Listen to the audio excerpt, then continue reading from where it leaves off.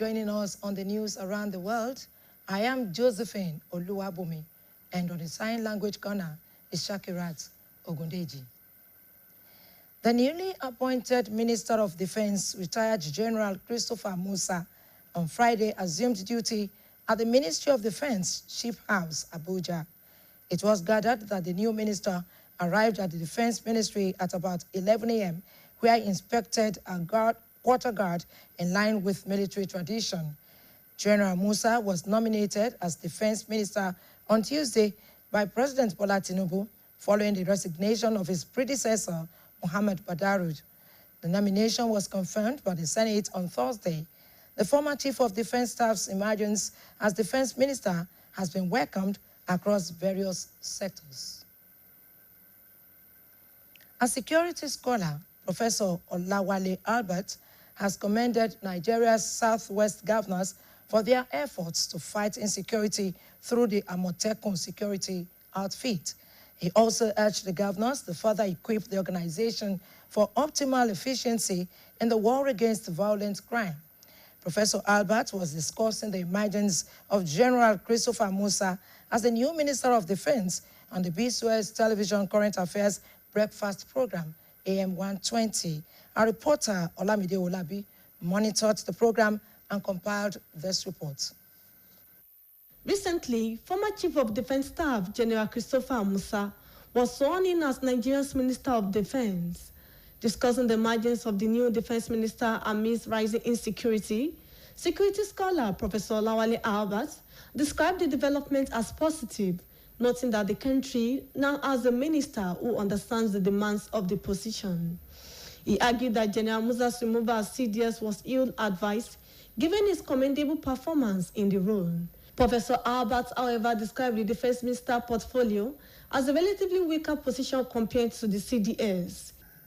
We are a country at war, and in a moment of that nature, you expect your defense minister to be a person who is well versed in military science, who has operational experiences, and who understands the security sector very, very well. But Nigerians were taken aback when Badaro was announced as the Minister for Defense, and Matawali was appointed his deputy. Now, for you to bring in somebody who does not have the experience of military science, who had never been into any operations, to become your Minister of Defense, I think, to me, that is taking partisan politics too far. So the present situation, I think, is good that a war-tested general is taking over the Defense Ministry. Professor Albert observed that while the current administration is making strategic efforts to address Nigeria's insecurity challenges, much of its focus still appears to be on the 2027 elections.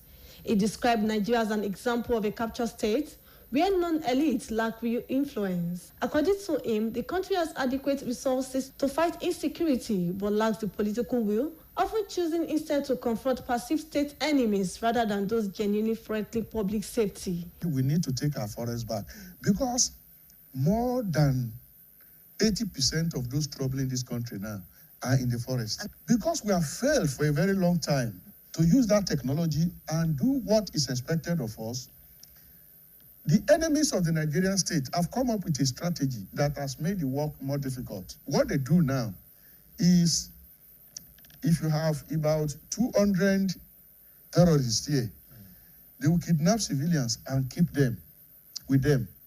And so when you are bombing, you are most likely to end up bombing those civilians. Professor Olawale Albert added that engaging with or reaching out to bandits, similar to the approach adopted by Sheikh Gumi, is not necessarily wrong. The concern, he said, lies in what happens after such engagement. Olamide Olabi, BCOS News. We'll now take a short commercial break. Please stay with us. Power Oil Light. Light enough for movement. Real enough for taste. Power Oil, my choice for my family.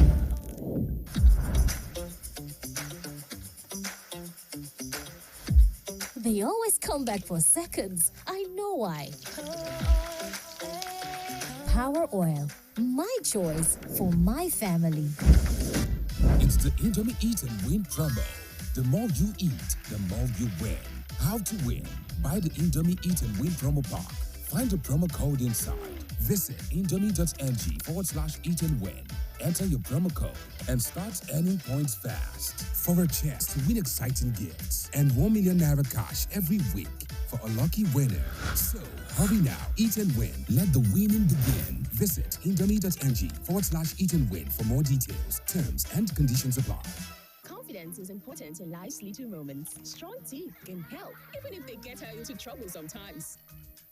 A great smile is useful to break the ice, and making friends is easier when you know you have fresh breath. I give my family confidence with Pepsodent Triple Protection 123. Its antibacterial action formula gives them cavity protection, white teeth, and fresh breath. The confidence of 3 toothpaste in 1. Pepsodent Triple Protection 123. Welcome back. Respected Christian colleague and presiding pastor of Living Spring Chapel International, Femi Emmanuel, has described the church in Nigeria as a sleeping giant that is yet to fully understand and harness its place in matters of politics and governance. Pastor Emmanuel was the special guest for the month of December on the BCOS corporate flagship program, Guest of the Month. Olamide Olabi monitored the program and compiled this report.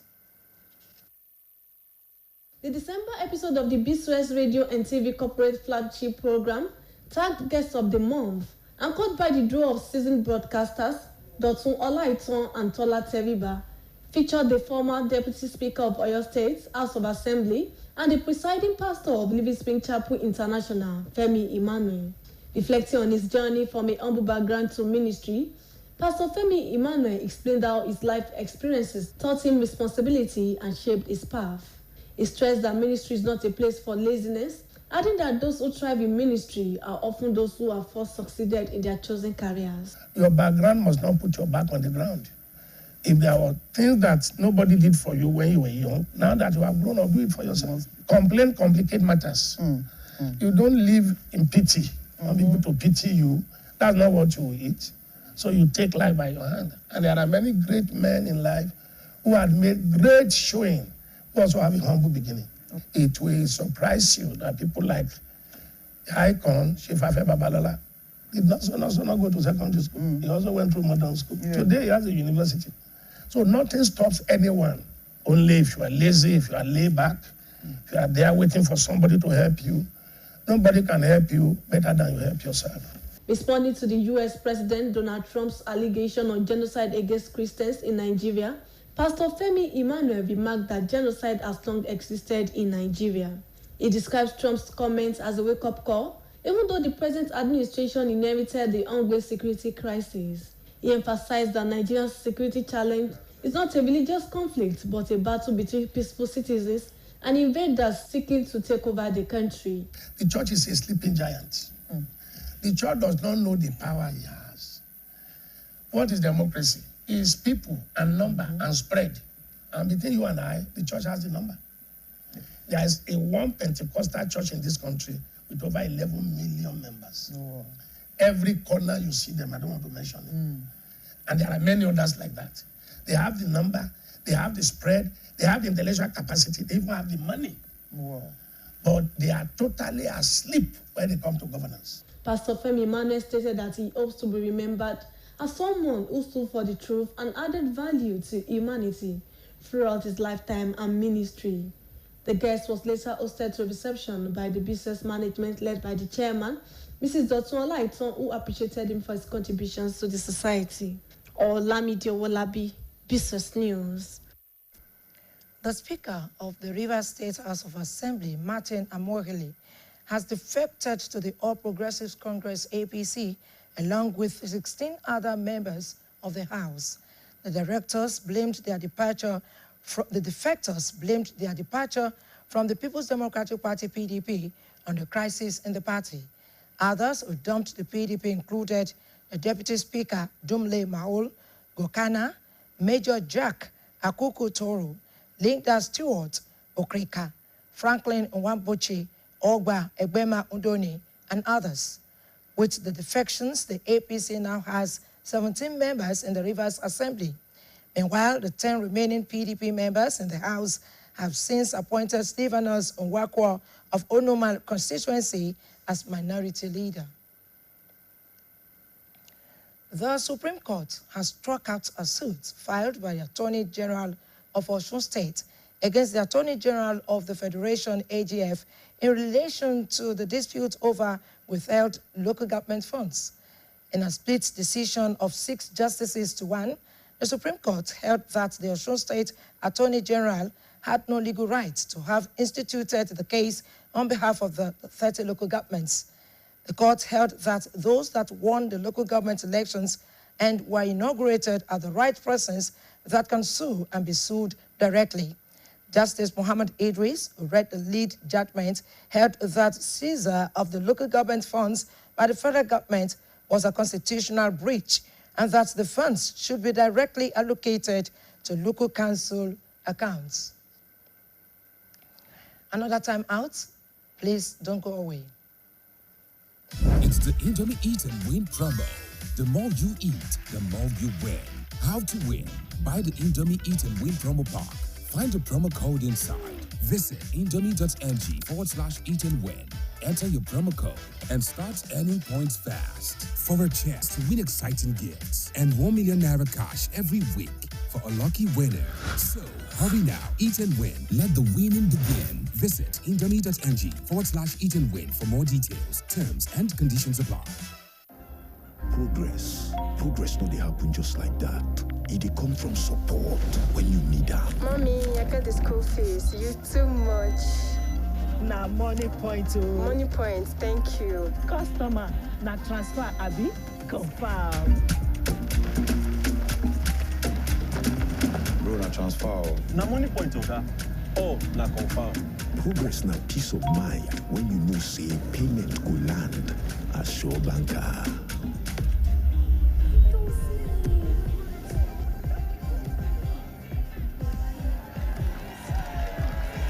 Progress na small win where the carry person go far. No worry, yourself go make am. Mo go buy ball. Victor, even you dey use money point? Of course now, they use money point. Confirm. Money Point, made for your progress. Protect every day with Hypo. Germs always find a way back. So disinfect your living room every day with Hypo. Hypo, go Hypo. Protect your home every day with Hypo. No green. Protect every day with Hypo. Hypo, go Hypo.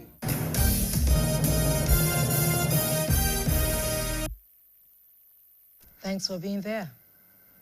Governor Seyi Makinde has declared the 2025 Oyo State International Agribusiness Summit a success. He also pledged full implementation of the summit action plan across various sectors. Governor Makinde spoke at the Agribusiness Luncheon held at the State Agribusiness Transformation Center, Fashola in Oyo Town. Details are presented by Governor's Office correspondent, Olalekan Sulaiman. A series of programs held at the International Institute of Tropical Agriculture, IITA Ibadan. The Oyo State government on Thursday concluded Day 2 of the State International Agribusiness Summit 2025 with an inspection tour of the Oyo State Agribusiness Transformation Center in Fashola, Oyo. The tour, led by Governor Seyi Makinde, covered key facilities and industries within the center, including the cashew processing factory, bakery, cold room, greenhouse, making barn, and pepper right farm. This one takes about 300 liters. So we move to the cooling jacket. From there, we transfer it to the pump overhead. We finish without the factory. Following the inspection, the governor joined other dignitaries at a luncheon held at the Fashola farm. In his remarks, Governor Seyi Makinde expressed appreciation to all stakeholders for their contributions to the summit. He reaffirmed the administration's commitment to implementing the action plans developed across various agribusiness sectors, noting that the government remained focused on strengthening partnership and driving sustainable development through agribusiness as a major catalyst. Making this summit a success, and we look forward to working together. All the action plan that we've developed across various sectors, we look forward to putting them into play. The event was attended by Deputy Governor Barrister Bayo Lawal, commissioners, traditional rulers, and several other notable guests. Olalekan Sulaiman, BCOS News. The Oyo State government has reaffirmed its continued collaboration with local government councils and security agencies to fortify the state's security architecture. The commitment was further strengthened during the formal opening of the reconstructed Monia Area Command Headquarters building of the Nigeria Police. The reconstruction project was facilitated by the Akinyele Local Government Council. BCOS reporter Olamiposi Ishola has the full story. The commissioning of the reconstructed Monia Area Command Headquarters of the Nigeria Police Force by Governor Seyi Makinde, represented by his deputy, Barrister Bayo Lawal, marked another great achievement for the Akinyele local government under the leadership of Honorable Wole Akinleye. Governor Makinde, represented by his deputy, Barrister Adebayo Lawal, emphasized that while security is a primary responsibility of the government, adding that it is a collective duty that requires the active participation of all stakeholders. He commended the leadership of Akinyele local government for its collaboration with the state in enhancing security across the region. Intentionally, we have decided to really confront insecurity headlong. Most of the requests of the police force in Oyo State are being met regularly. To the extent that I dare say, Tebari moto kan to koja, tabako, Nigerian Police Force, Segbe, Oyo State, Lora. The state government affirmed that it will continue to support such initiatives and strengthen the security architecture across all local governments. The representative of the Commissioner of Police assured effective utilization of the command, adding that it will go a long way to reduce criminal activities in the council area. We, the police, we are ready to perform, but we want a special request from the community by giving us useful information. You can't just leave this building for police alone. I want to urge you to be very closer to the area commander. In their separate remarks, Chairman of AGOM, Honorable Sikiru Sada, Commissioner for Education, Honorable Segun Olaiwola, PDP Chieftain, Engineer Kinshola, PDP Chairman, Oyo Central Senatorial District, Honorable Dayo Opatokun, and several officials lauded the local government's focus on safety. I want to assure you, anytime there is anything here that needs to be attended to, I think the local government will be ready to provide it for you as far as the security is concerned. Responding to the accolades, Honorable Wole Akinleye, Chairman of Akinyele Local Government, affirmed that his administration is working in synergy with the state government to establish an effective security system.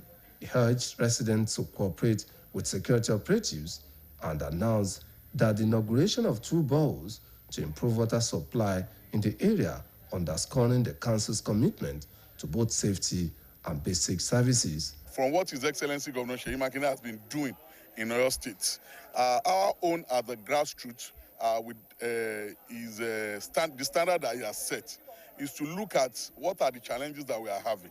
And when you look at Akinyele local government as another city as another local government, we have a lot of security challenges. And the only thing we can do is to support what His Excellency has been doing. The commissioning ceremony underscored a shared vision as several Oyo states where government, local authorities, and citizens collaborate to protect lives, property, and the overall well-being of the community. Olamiposi Ishola, BCOS News. It's another time out. Please stay tuned.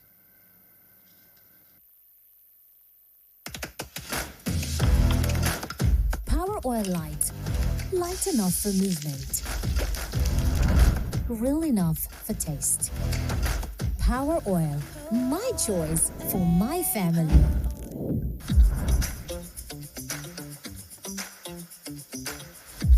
They always come back for seconds. I know why. Power Oil. My choice for my family. Alright everyone, no put your ears, make we talk. Shout my team fresh now, but you know, I beg no be slow. Ever heard of Colgate, the #1 oral care brand in the world? For zero cavities and long-lasting fresh breath. Mom, you get time to brush. Mama and Papa buy up, use up and shine your smile. No more cover mouth.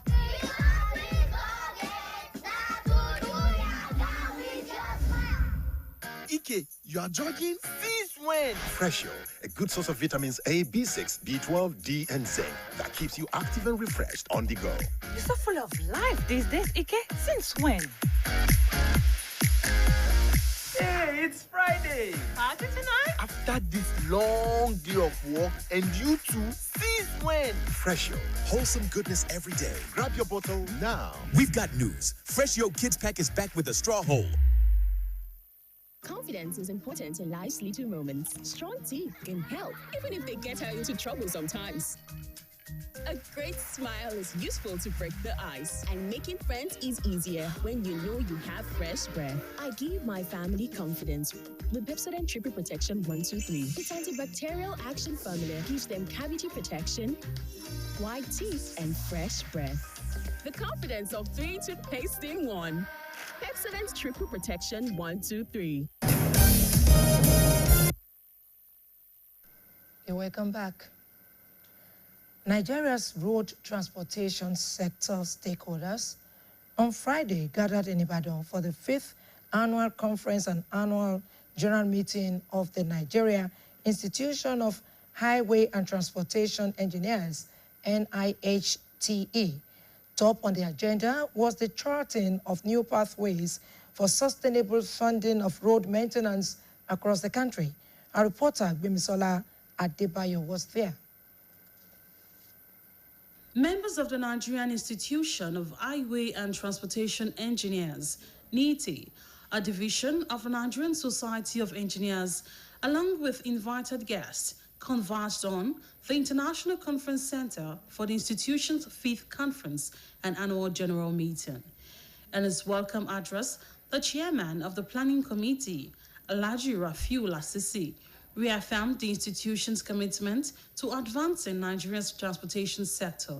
He stressed that collaboration with relevant stakeholders remains crucial to achieving safer and more durable highways for Nigerians. As we convey here today, in the historic, culturally vibrant city of Ibadan, NITE continue to evolve in its commitment to shaping the future of the transportation system in Nigeria through collaboration with all stakeholders to achieve our visions and missions.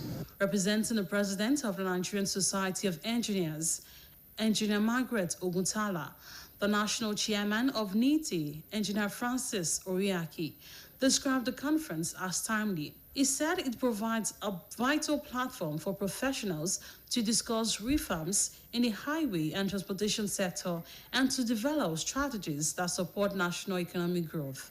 We believe that through this initiative, we can reach more professionals, expand our network, roles, and contribute to supporting government efforts in policy formulation and implementation. Delivering the keynote lecture, the guest lecturer, Engineer Godson Amos, highlighted the critical link between Nigeria's deteriorating highways and rising insecurity, economic hardship, and high transportation costs. He stressed that rehabilitation and reconstruction of key road corridors by the federal government would significantly improve national development and public safety. Other participants also shared their views, noting that sustainable and predictable funding remains the most decisive factor in ensuring safer roads, reducing travel time, boosting productivity, and improving overall transportation efficiency. The event also featured a fellowship conferment ceremony for distinguished engineers, including the induction of a female engineer who was honored alongside several male recipients. As a new fellow of this institution, you let them know that I'm capable to do any work that they give me because I'm a fellow now. A colorful cultural performance added glamour to the occasion.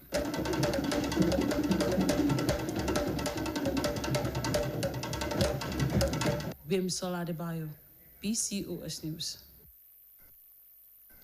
Fake and counterfeit drugs have raised major economic and health concerns across the country, despite the efforts of the relevant law enforcement authorities to curb the menace. Adebayo Abdurrafi, in this special report, digs into what fake and counterfeit drugs are and the implications on health and the economy. The recent record of achievements of the National Agency for Food and Drugs Administration and Control, NAFDAC, across the country had opened a new phase of discussion on the gravity of the atrocities being committed by the agents of economic and health sabotage involved in the fake and counterfeit drugs business. Just in the last 3 to 4 months, fake and counterfeit drugs worth several billions of naira were raided from illegal drug markets in the south of the country. Speaking in an interview, a professor of pharmaceutics and industrial pharmacy at the University of Ibadan, Ayodele Odeniyi, highlights what constitutes fake drug and why its business has continued to boom in Nigeria. He explained that most fake drugs are now manufactured in Nigeria, while some are brought into the country through the porous borders. Professor Odeniyi also speaks on the numerous consequences of fake drug on public health and national economy. For instance, somebody has a disease condition that has to be treated. Let's say somebody is hypertensive, and you go to buy a drug that's supposed to treat that disease, and it is a fake one. Or one, it doesn't contain up to the amount of drug that you are supposed to take, or it's even not even the actual drug.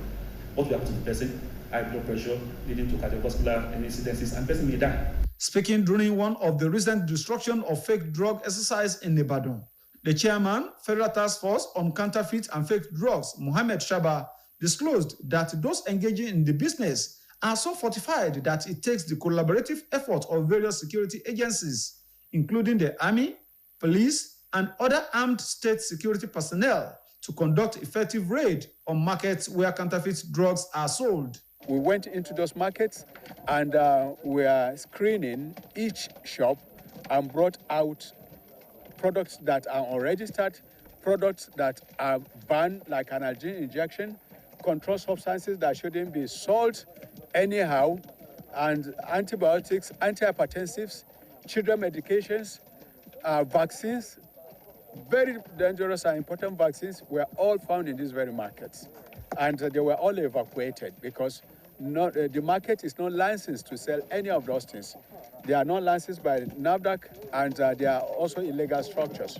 Both Professor Odeniyi and pharmacist Shaba enjoined people to be vigilant when buying drugs and not to hesitate in making necessary reporting whenever they encounter or suspect counterfeit drugs. Drugs are not cheap, really. And people will tend to buy the cheaper things rather than the ones that are expensive that may be real or authentic. So people should be enlightened to purchase their drugs at registered pharmacies in particular, or in their hospitals, not these roadside sellers and so on and so forth. We want to call on Nigerians to please ask questions. When you see something, say something. If you buy any product, be it drug, be it food, be it cosmetics. If you are not comfortable with it, please report to the nearest NAFDAC office. While reliable documentation is hard to come by because of the poor reporting system in Nigeria, it is on record that one major incident of counterfeit drug occurred in 1990 when 109 children were reported to have died after taking a stream of paracetamol syrup produced with toxic ethylene glycol instead of propylene glycol. It should be noted that a fine not exceeding 500,000 naira or imprisonment for a term of not less than 2 years, or both such fine and imprisonment, is the penalty stipulated in the Counterfeit and Fake Drugs and Unwholesome Processed Foods Miscellaneous Provisions Act for the offense of production, importation, manufacturing, selling, distribution of fake or counterfeit drugs. Because of the non-commensurate nature of the penalty, when considered with the magnitude of havoc it is capable of wreaking, people in some quarters have been advocating for upgrade of the penalty to either life jail or death sentence. It is therefore germane for all and sundry to join various regulatory and enforcement agencies in combating fake and counterfeit drugs, which is now regarded as instruments of terrorism because of its ability to wipe out several souls within a short period of its circulation. Adebayo Abdurafi, BCOS News. In the meantime, the National Agency for Food and Drug Administration and Control, NAFDAC, has secured full membership of the International Council for Harmonization of Technical Requirements for Pharmaceuticals for Human Use, ICH. This was contained in a statement signed by the Director General of NAFDAC, Professor Moji Ajayeye, on Friday. The announcement came at the ICH Assembly held in Singapore. NAFDAC said the achievement marked Nigeria's transition from an observer to a full member of the prestigious global body. Professor Adeyeye noted that the accomplishment places Nigeria among global leaders committed to the highest standards of quality, safety, and efficacy of medicines. She pledged the agency's full commitment to the implementation of ICH guidelines. While the passing of a loved one can be very devastating, it can be even more painful watching such persons suffer from prolonged terminal illness. Robosa Semota, in this special report, examines the option of mercy killing, otherwise known as euthanasia, as practiced in some climes, which allows the patient to willingly choose death rather than endure prolonged suffering. Mercy killing or euthanasia, according to Merriam-Webster Learner's Dictionary, is defined as killing someone who is very sick or injured in order to prevent any more suffering. When a doctor helps a patient to end his life, this is called physician-assisted suicide.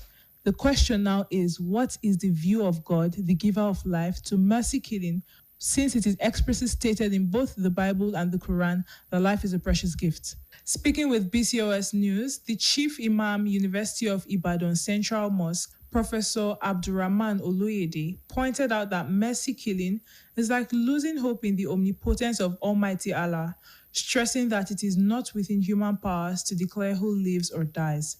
Islam does not support it. It's like losing hope, the omnipotence of Almighty Allah. It is not within our powers to declare who should go beyond and who should not go beyond. It is not within our powers. And we have seen people who are condemned, who have been declared clinically dead, and they still come back alive. Professor Oluyede's submission aligns with the position of the Bible in Genesis chapter 1 verse 27, Genesis chapter 9 verse 6, Psalm chapter 139 verses 13 to 16, Matthew chapter 6 verse 26, and Luke chapter 12 verses 6 and 7, which emphasize the sanctity of human life. However, a public health practitioner, Dr. Omotajo Olugbade, while speaking in an interview, expressed the view that euthanasia should be legalized as long as it is not suicide. He noted that it is rather a better idea to request to be killed when the sufferings become unbearable or that the relatives seek the termination of the life of a suffering patient whose chances of survival are next to zero. You can push for its legalization because there's just absolutely nothing why it shouldn't be legalized as long as it's not suicidal. The patients on their own may not want to continue enduring the suffering and the pain. And you yourself, even as a medical doctor, you can see that this thing is heading nowhere, it's hopeless. And the pain is just too much excruciating. If such opportunity abounds or exists, you can just go on and assist the patient. Anyway, that will be subject to the patient wishes or consent, or in some other cases, the consent of the relatives. Because when you have a patient in coma who is not conscious, and of course is also experiencing this kind of debilitation and pain, you will not expect him or her to come and give you consent because he's in coma. So you can rely on secondary consent, which comes from family members or even direct biological children. They can tell you, well, please put an end to it. Corroborating Dr. Olugbade, a legal practitioner, Barrister Oluwatobi Fatoki, acknowledged the fact that euthanasia does not only take away the excruciating pains of the patient in question, but also eases the financial burden on the patient's caretakers. Hence, it should be legalized. The potential benefit is it takes away the pains. That's from the victim. It takes away the huge financial loss or the expenses, medical expenses, and they do say that time is money. The time that I've been taking of the caregiver, and the likes, it takes it off. The issue of euthanasia has become very controversial over time, with some giving reasons to end the life of a suffering patient, while others continue holding the opinion that the sanctity of life should be respected no matter the condition of the patient. Orobosa Asemota, BCOS News. We now move on to a sports segment. Good evening and welcome to the sports segment of the evening news. My name is Toby Ajowale. William Troost-Ekong has scored time on his Nigeria career at the age of 32. The centre-back announced his immediate retirement from international football on Thursday after 83 caps and 10 distinguished years in the green and white. The Nigeria Football Federation hailed the defender as a dedicated, selfless and humble leader, highlighting his role in 3 Africa Cup of Nations campaigns, with a silver in 2023 and a bronze in 2019, and his man of the match performance at the AFCON 2023 in Côte d'Ivoire, where he scored 3 crucial goals in the run to the final. Ekong also represented Nigeria at the 2018 FIFA World Cup, and the NFF wished him well for the future and pledged support for any role he wishes to take in Nigerian football. And on the foreign scene, Turkish football has been rocked by a major illegal betting investigation. Prosecutors in Istanbul have ordered the arrest of 46 people, including 29 active footballers.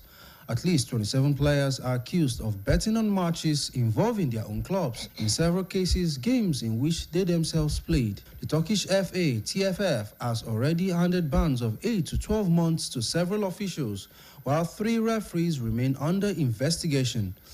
And in other football stories, Jesse Lingard's adventure in South Korea is now over. The 32-year-old former England and Manchester United forward has mutually terminated his contract with K-League giant FC Seoul. Lingard joined as a free agent in February 2024 and leaves after 66 appearances and 18 goals. His final game will be next Wednesday's AFC Champions League clash against Melbourne City. Finally, from football, Lucas Paquetá will start for West Ham at Brighton on Sunday, as confirmed by manager Nuno Espirito Santo. The Brazilian served a 1-match ban following his controversial red card against Liverpool, where he was booked twice in the same incident, then sarcastically applauded referee Darren England. Nuno says the matter is now closed, saying it's now in the past. Finally, in sport news tonight from Formula One. McLaren CEO Zak Brown has confirmed the team will switch to full support for Lando Norris in Sunday's Abu Dhabi Grand Prix if Oscar Piastri can no longer win the Drivers' Championship. Norris takes a 16-point lead over his teammates into the season's finale, with Max Verstappen a further 12 points back in third. Brown stressed that equal treatment confines as long as both drivers have a chance. And that will be all, and it's back to news around the world. My name is Toby Ajowole. Military has intensified relief operations across 3 Sumatra provinces after catastrophic floods and landslides as the death toll climbed to more than 860. Foreign desk editor Folashade Akintola compiled details of this and other news from across the globe. Shade's report is presented by Bimbo Akambi.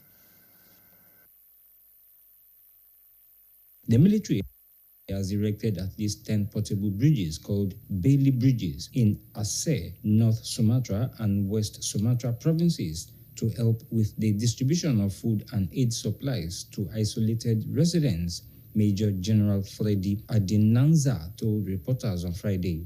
Adinanza said the military was also deploying mobile reverse osmosis systems, which makes polluted water safe to drink, and will continue to make airdrops of food and medications to residents still cut off from road access. Indonesia's death toll from last week's cyclone and subsequent severe flooding and landslides rose to 867 people on Friday afternoon, with 521 listed as missing, government data showed. Local government officials on Sumatra have been calling on the government to declare a national emergency to free up additional funds for rescue and relief efforts. Earlier this week, President Prabowo Subianto had said the situation was improving and current arrangements were sufficient, but his deputy took a different view after visiting affected areas on Thursday.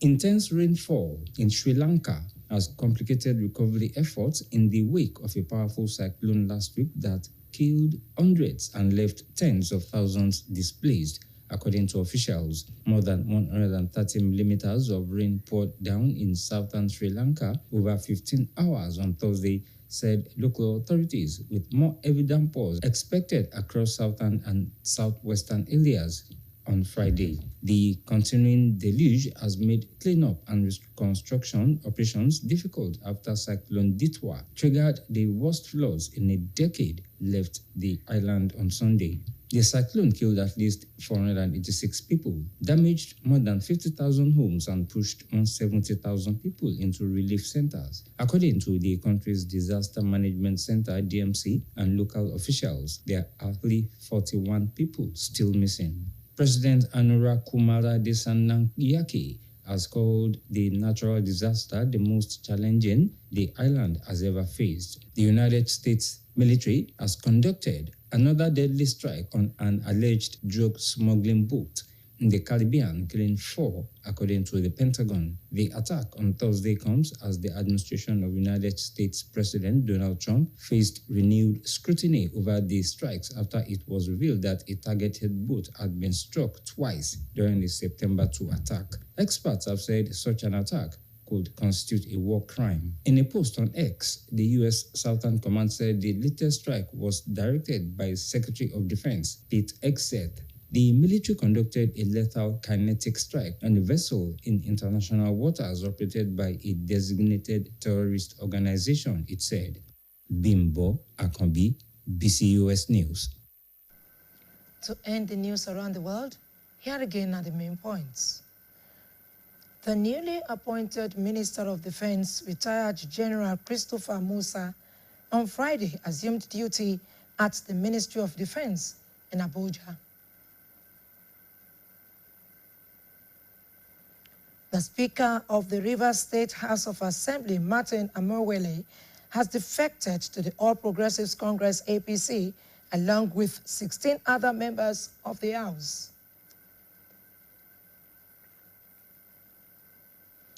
Governor Seyi Makinde has declared the 2025 Oyo State International Agribusiness Summit a success, with a pledge to fully implement the summit action plan across various sectors.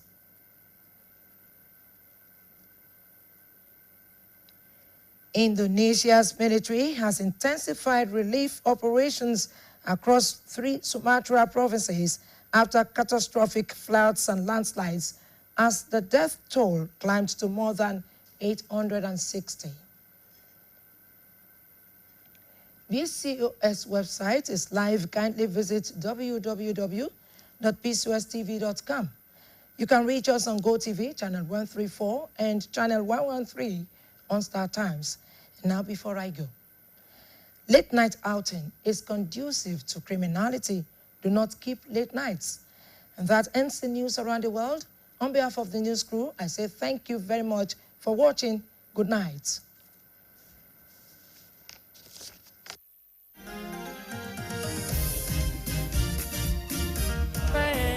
Mercy is all we want. God of supernatural power. Hallelujah! Hand of Grace Christian Center, home of supernatural, presents Grace Convention 2025. Theme: Grace Mercy. Hebrew 4:16. Date: Thursday 4th to Sunday 7th December 2025. Morning session and ministers conference Friday and Saturday 8 a.m. Evening session Thursday, Friday and Saturday 5 p.m. featuring the anointed men of God and our spiritual mother. Experience the supernatural power of God. Bishop Olushaya Righteous, Global Light Family Church, Ile-Ife. Reverend Bemini, Harvest House Christian Center, Ibadan. Apostle Mairo Apavio, Christian Likeness International Mission, Ibadan. Pastor Mrs. Elizabeth Afolabi, host. Venue: Hand of Grace Christian Center, headquarters, plot 1 and 2, Garden of Grace, beside the former Best Brain College, Yawiri Ojunrin, Akoba, Ibadan. Come and